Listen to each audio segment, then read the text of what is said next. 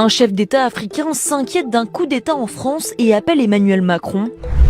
Dimanche, là, on m'envoie depuis l'étranger, un de mes collègues africains pour tout vous dire, un message Facebook.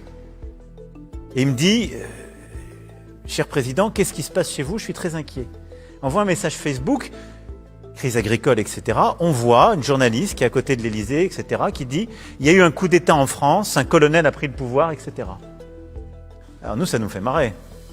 La vidéo dont il parle est en réalité générée par l'intelligence artificielle. Elle cumule 13 millions de vues. La chute de Macron. À l'heure actuelle, les informations non officielles évoquent bien un coup d'État en France, dirigé par un colonel dont l'identité n'a pas été révélée, et la possible chute du président Emmanuel Macron. La production de faux contenus générés par l'IA a explosé. Surtout, ils sont de plus en plus difficiles à détecter. Voix moins robotisées, décors existants ou encore personnages réalistes. Finalement, les gens doutent de tout ce qu'ils voient, c'est-à-dire qu'il y ait des vraies vidéos qui soient remises également en doute par les internautes. Et finalement, le but, c'est de créer une sorte de doute généralisé sur l'ensemble de l'information.